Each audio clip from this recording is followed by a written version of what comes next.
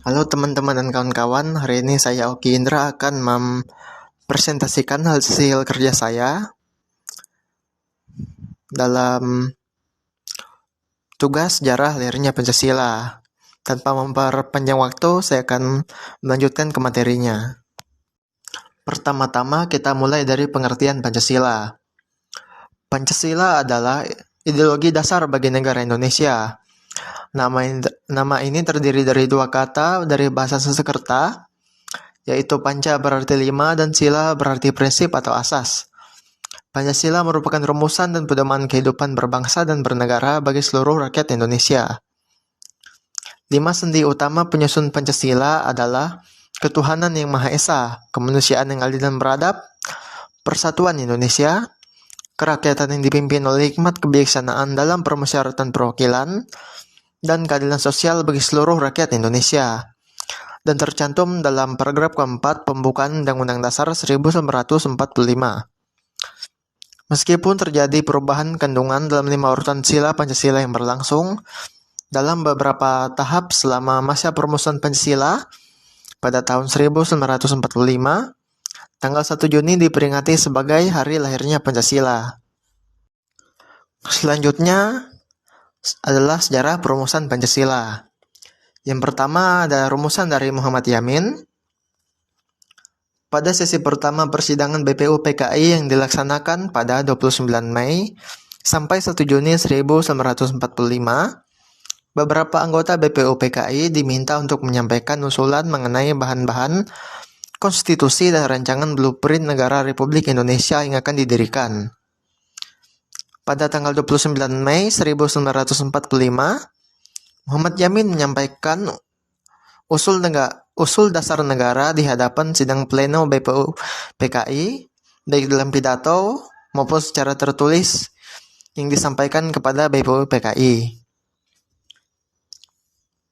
Dari rumusan pidato itu, Muhammad Yamin mengemukakan 5 calon dasar negara, yaitu peri kebangsaan, peri kemanusiaan, peri kehutanan, peri kerakyatan, kesejahteraan masyarakat.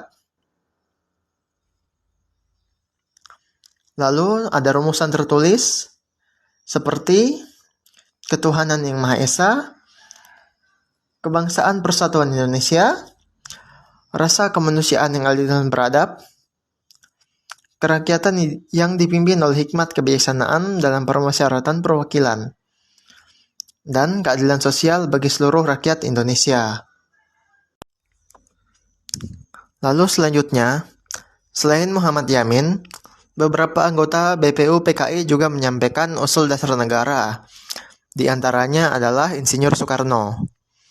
Usul ini disampaikan pada 1 Juni 1945, yang kemudian dikenal sebagai Hari Lahir Pancasila. Namun masyarakat bangsa Indonesia ada yang tidak setuju mengenai Pancasila, yaitu ketuhanan, dengan menjalankan syariat Islam bagi pemeluk-pemeluknya. Lalu diganti bunyinya menjadi ketuhanan yang Maha Esa. Usul Soekarno sebenarnya tidak hanya satu, melainkan 3 buah usulan calon dasar negara, yaitu 5 prinsip, 3 prinsip, dan 1 prinsip. Soekarno pula lah yang mengemukakan dan menggunakan istilah Pancasila secara harfiah, berarti 5 dasar. Pada rumusannya, ini atas saran seorang ahli bahasa, Muhammad Yamin, yang duduk di sebelah Soekarno. Oleh karena itu, rumusan Soekarno di atas disebut Pancasila, Trisila, dan Ekasila.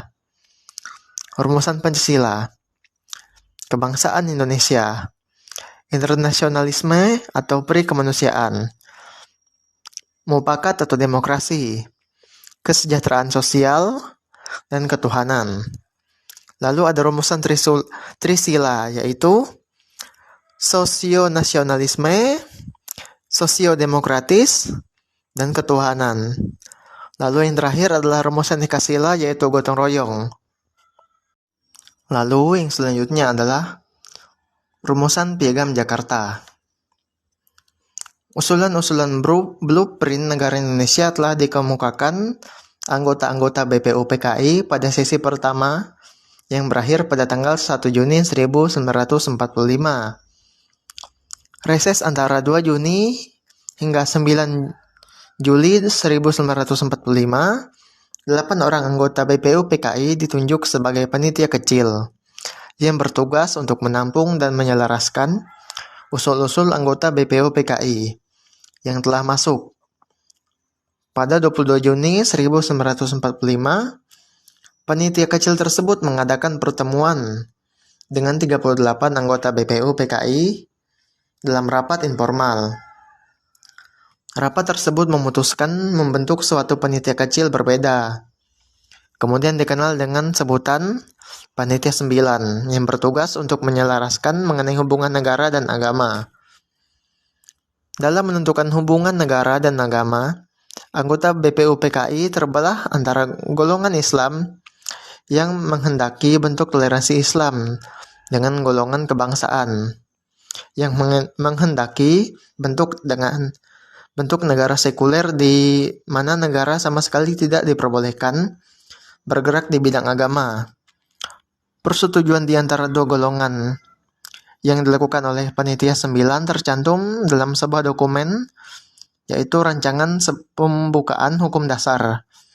Dokumen ini yang pula disebut Piagam Jakarta atau Jakarta Charter oleh Muhammad Yamin.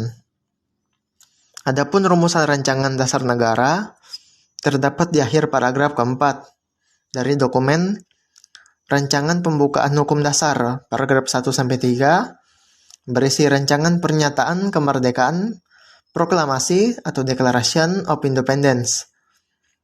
Rumusan ini merupakan rumusan pertama sebagai hasil kesepakatan para pendiri bangsa. Selanjutnya adalah rumusan kalimat,